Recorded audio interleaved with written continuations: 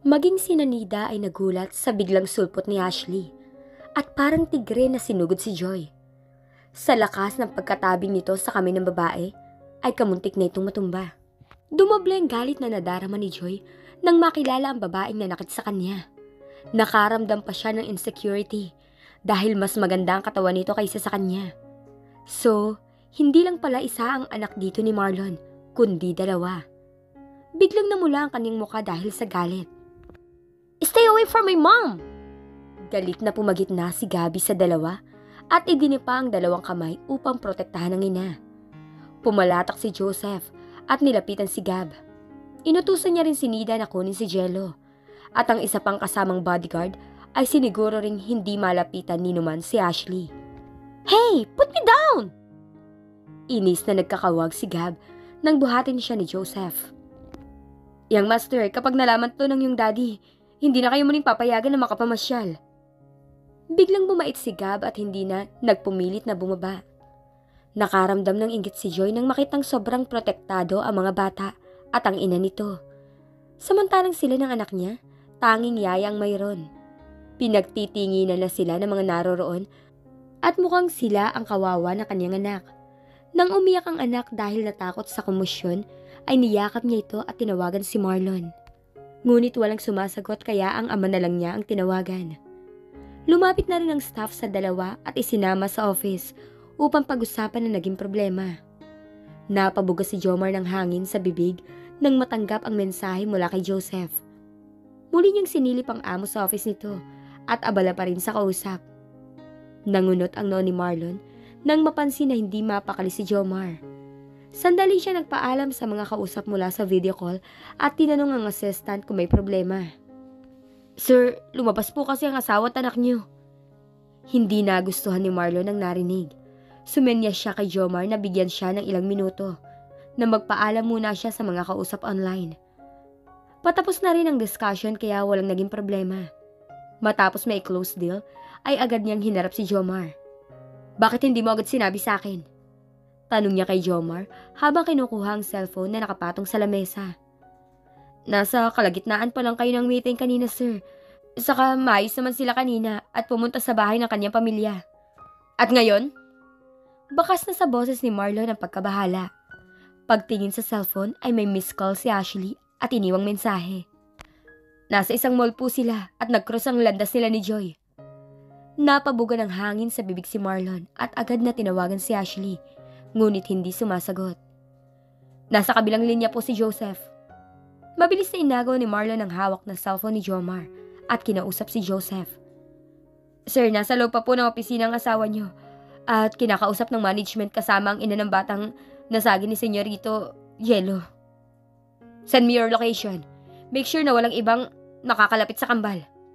"Yes, sir." Mabilis na tinawagan ni Marlon ang kaibigang may-ari ng naturang mall at pinaayos ang gulong nangyari. Hindi niya alam kung paanong naroroon din si Joy at nakaharap pa ng asawa. Sa ugali ni Joy, alam niyang hindi nito basta palalampasin ang nangyari, kahit maliit na bagay lamang iyon. Kasama si Beauty sa loob ng opisina at umaalali sa pinsan. Masasabi niyang mas mataray sa kanya si Joy. Lalo pa itong naging matapang nang dumating ang ama nito at may kasamang tauhan. "Dad, ang yabang po ng babaeng yan!" Turo ni Joy sa kaaway. Masamang tingin ang ipinukol ni Jacob sa babaeng naglakas loob na ipahiya ang kanyang anak. "Kilala mo ba kami?" "Pasensya na sir, pero hindi po ako nagyayabang. Mali naman siguro yung away bata at patulan ng matanda. Walang magulang ang may gusto na masaktan ng anak ng matanda na." "You heard that, Dad? Ang yabang niya po at hindi marunong rumespeto sa nakakataas sa kanya." Parang bata na kumapit si Joy sa braso ng ama. Hindi makapaniwalang napatitig si Ashley sa babae. "Sir, hindi po ako nagyayabang at..." "Enough! The damage was done. Gusto ko mag-sorry ka sa anak ko," utos ni Jacob sa babae.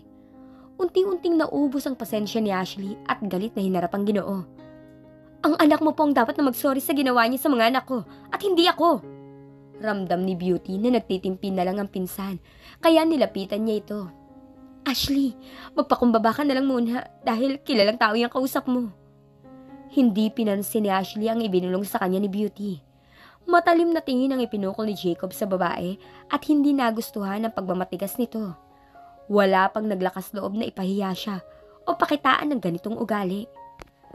Sir, pasensya na po talaga. Kami na pong humihingi ng sorry at pinapangakong hindi na mauulit to. Ang manager na ang nakiusap sa Ginoo. Daddy, gusto kong makulong ang babaeng yan upang magtanda. Inis na dinuro ni Joy si Ashley. Napangisi si Beauty at mukhang nakahanap ng katapatang pinsan. Well, sinadya niyang doon dalhin si Ashley upang walang koneksyon ng asawa nito sa ganitong gulo. Hindi totoong nakipagmabutihan na siya rito. Gusto lamang niyang makilala kung sino ang ipinagmamalaking asawa nito. Kaya kinukuha niya ang loob. Pero ang pagkatagpo ng landas nito at ni Joy ay wala siyang alam. May idea na si Beauty kung sino ang ama ng kambal ngayong nauugnay niya ang mukha ni Gabby sa taong pinaghihinalaan. Bigla siyang natuwa sa kalamang may kaagaw si Ashley at anak pa na kilalang tao. Gusto niyang mamangka sa dalawa upang lalong magsabong. Mr. Jacob, sir, kumusta po? Gulat na nilingon ni Jacob ang bagong dating. Agad siyang ngumiti at kinalimutan muna ang galit na nadarama.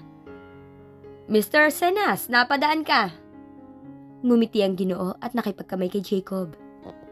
Tumawag ang kaibigan ko at pinakiusap na bisitahin ang kaniyang asawa rito. Pasensya na sa gulong nangyari dahil sa kapabayaan ng aking nasasakupan.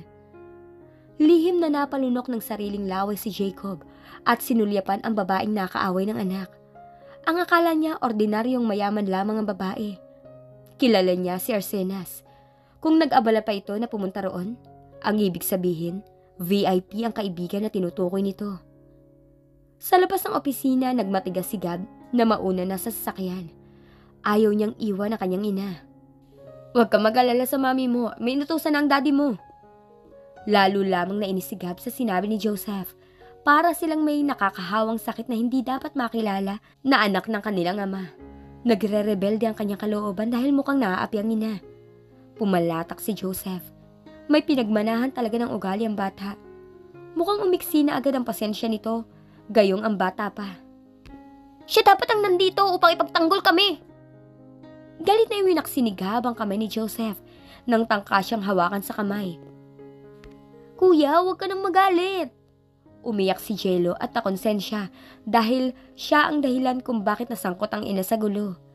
Ngayon galit na rin ang kapatid. Mabilis na nilapitan ni Gabby ang kapatid at niyakap ito. Shh! I'm sorry. Hindi na galit ang kuya. Halika, puntahan na natin si Dad. Parehong nakahinga na maluwag si Nanira at Joseph. Ang kapatid lang pala ang kahinaan ng arogante nilang alaga. Iniwan na muna nila si Ashley at nandun naman ang bantay nito. Ashley, ihatid ko na kayo. Voluntaryo ni Beauty sa pinsan habang naglalakad palabas ng opisina. Nakangiting tinanggihan ni Ashley ang alok ng pinsan. Nakita niya ang mga anak na palabas na sa main entrance at alam niyang safe ang mga ito. Paglingon niya, nakasunod sa kanila sina Joy at ang ama nito. Nakonsensya kasi ako kung hindi ko kayo niyaya sa lugar na to. Hindi sana mangyayari to. Huwag mong isipin yan, wala kang kasalanan. At masaya ako nakasama kita ngayong araw. Ngumiti si Beauty sa pinsan at gumanti ng yakap dito. Pwede ko ba kayong dalawin sa bahay niyo? Of course. Mukhang napilitan na sagot ni Ashley. Nagmamadali na siyang iwan ng pinsan nang matanaw ang magarang sasakyan ni Marlon. Ginagamit lamang yun para sa kanila at walang ibang nakakaalam na ang asawang may-ari nun. Hinayaan na ni Beauty na maunang makaalis si Ashley. Sinundan niya ito ng tingin hanggang sa lumapit sa isang sasakyang nakahimpil sa harap ng mall. Halos malaglag ang panga niya nang pagbuksan ng bodyguard ng pinto si Ashley. Parang hindi siya namamangha. Isang mamahalin at napakagarang sasakyan lamang naman ang sumundo sa kanyang pinsan. Hindi niya makita kung sino ang nakasakay sa loob, maliban sa kambal.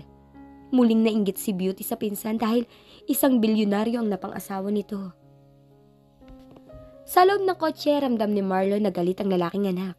Siya ang nagmamaneho ng kotse at si Joseph sa sasakyan ginamit ng asawa kanina. Silang mag-ina lamang ang sakay nun at si Nida ay nasa kabilaring sasakyan. Hindi alam ni Ashley kung sino ang unang aamuin pagkapasok sa sasakyan.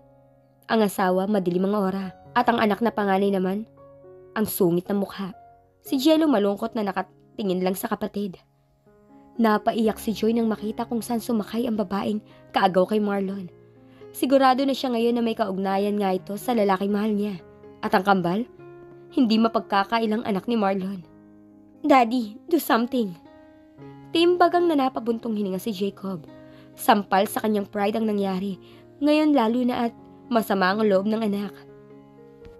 Hi! Sandaling tumigil sa pagiyak si Joy at nilingon ang bumati sa kanila. Muli siyang nainis ng mamukha ng babae. Hindi ako lumapit para makipag-away. Gusto ko lang humingi ng sorry sa ginawa ng pinsan ko kanina. Ganun talaga ang ugali niya kaya minsan hindi kami nagkakasundo. Umaliwala sa mukha ni Joy at ngumiti sa babae. Biglang nakakita ng bagong kakampi at kaibigan. Pagkarating ng bahay, hindi na siya hinintay ni Gab at hinila pa ang kapatid papasok ng bahay. Halatang galit na naman sa kanya at hindi alam ni Marlon ang dahilan. Kausapin ko muna mga bata. Paalam ni Ashley at nagmamadaling sinundan si Gabby sa loob ng bahay.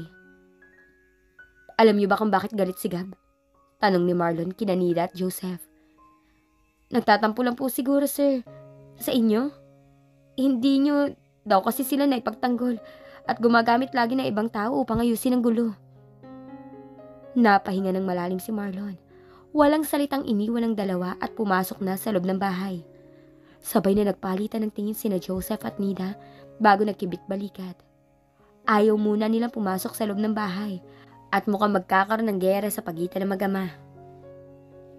Gab, anak? Mahinahon na tawag ni Ashley sa anak na tahimik na nakaupo sa sofa. Si Jello nakigaya na lang din sa kapatid nito. What's wrong? I hate him! Mukhang hindi na may pinta ang mukha ni Gab at humalukip-kip sa kinauupuan. Anak, alam mong hindi maganda yan. Kung ano man ang kinakagalit mo sa daddy mo, dapat mong sabihin upang maayos natin. Hindi naman po namin ginusto magkaroon ng kaaway. I know, anak. At hindi nagagalit si daddy dahil dyan. Pero bakit kailangang ibang tao ang laging umayos ng gulo at hindi siya? Pangangatwiran ni Gab sa ina. Malungkot na pinakatitigan ni Ashley ang anak. Minsan, nahihirapan siyang magpaliwanag dito dahil mas matalino pang mag-isip kaysa sa kanya ito. Gabi, hindi sa kinakahiya ko kayo kung bakit ayoko malaman ng lahat ng tao na ako ang inyong ama. Malungkot na nilingon ni Ashley ang asawa. Sorry. Mensaheng mababasa sa kanyang makahulugang tingin dito. Nag-cross arms si Gab at parang walang narinig ko hindi nakita ang ama. Sorry, kasalanan ko kung bakit nangyari ito ngayon.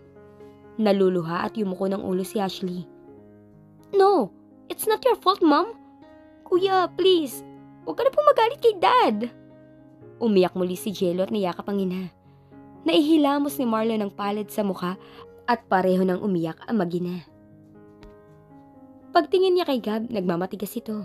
Hindi man lang nakonsensya at umiyak na ang kapatid at ina nito. Let's go to the gym. Sabay na napatingin sina Ashley at ang anak kay Marlon. Nang tumayo si Gab, napasunod sila. Kinakabahan na sinundan ng dalawang tinahak ang daan papuntang gym na naroon lang din sa ground floor. Hinayaan ni Marlon na ilabas ng anak ang galit na nadarama nito para sa kanya. Nakasuot ito ng gloves na pang-boxing at siya ang naging punching bag nito.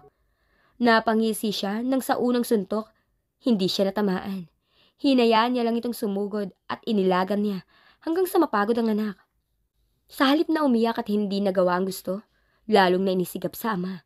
Sa halip na suntukin ito, ay galit na sinugod at niyakap upang hindi makawala. Parang toro na sinungay sa tiyan ng ama, ngunit hindi man lang natinag sa kinatatayuan. Go, kuya, go! Pang-cheer ni Jello sa kapatid. Napailing si Ashley. Ang akala ng isang anak naglalaro lamang ang ama at kakambal nito. Naiintindihan niya kung bakit ginagawa to ni Marlon ngayon. Ito ang paraan upang mailabas ng anak ang kinikimkim na galit sa dibdib nito.